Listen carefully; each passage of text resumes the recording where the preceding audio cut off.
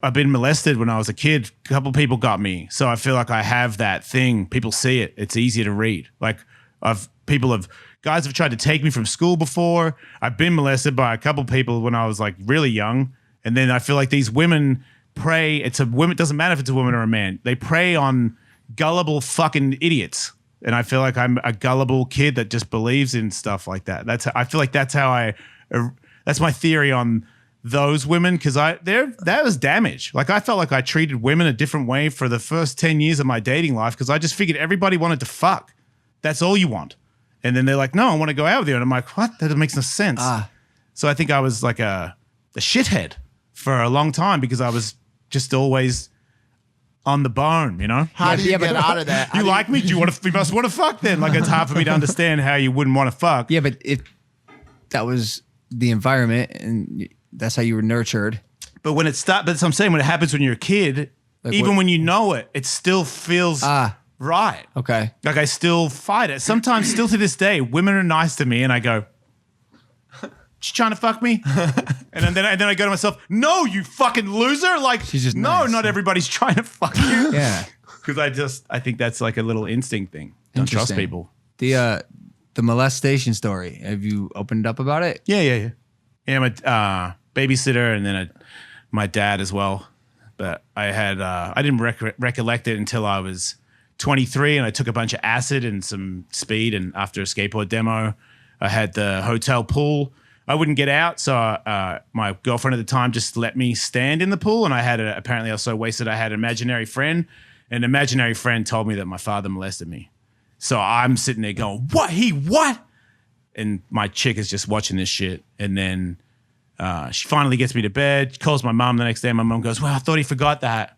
No fucking way. Who's only 3, and it was, he said thought it was his dad, but the babysitter had red hair, so we put it down to the babysitter. And then I think like 2 days later, I'm back at my father's house, and I come out of my bedroom. I had a room there where I would stay because I was already living in America half the time. So I come out of the room, and he's like, "Do you think you got molested?" And I was like, "Yeah." It's like, "You think it was me?" And I was like, "Nah." And he's like, "Oh." And then I just walked out, got on a train, went to the ramp, and we never spoke about it again. So I never really thought about it because I really tried not to think about it. When I recalled that, I was like, because I remember watching Oprah and shit and going, man, those poor kids, they'll be so fucked up. And I'm like, oh my God, I'm one of them? What the fuck? Damn. I thought you guys said I was golden when I was a kid. Like, nothing bad happened to me. And then I think I all of a sudden started to open that part of my brain up where I saw more of that stuff happen, more of the story. Then I went and saw a doctor and did MDMA therapy. And then they run you through all the, like, you remember all this stuff. And that was just fucking. Where'd you do that?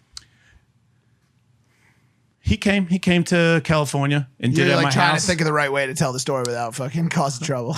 No, I'm not going to say his name, so I don't care. For sure. But so yeah, I did like ayahuasca. I've done all these things of therapy, everything to try and be normal. Because in the end, I wanted to be famous.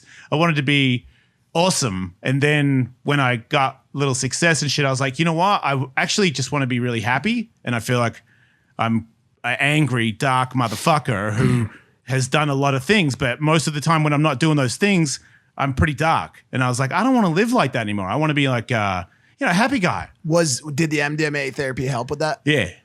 What was the diagnosis that they told you they were trying to address with the MDMA? Was it PTSD? He steers you through it, and then at the end of it, the trick is for the doctors when at the end of it, after you've seen all this stuff happen and you're emotionally fucked up from realizing all this stuff has happened, then he like lets the story go further, shows you what my father went through, what he was thinking, how fucked up he is and what he's dealing with. And in the end, by the time he was done, I was feeling sorry for my dad.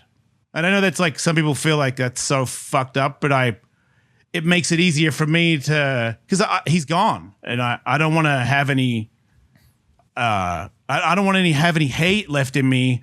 That I can't even direct at anybody. Like, he's not even here. Like, get the fuck over it. Like, enough of the victim, get over it. And I feel like the doctor putting that twist on it at the end where I was like, yeah, he is fucked up. Like, it's his fucking deal. I don't have to do this anymore. I don't do it to my fucking kids. So That's it. I'm out. It was his burden to bear. Yeah. So I just felt like it wasn't overnight, but over a few weeks of just keep running it through my head because that shit sticks.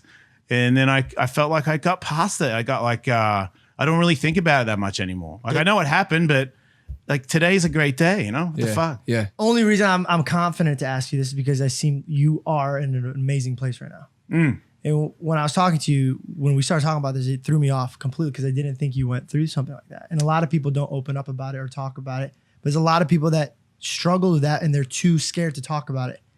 How would you get somebody who's listening right now that's dealing with that and they're too scared to bring that up? Because if you talk about it, then it's real. Like, I don't want them. But it is 'cause real. You just said it's You gotta dark in face it. here.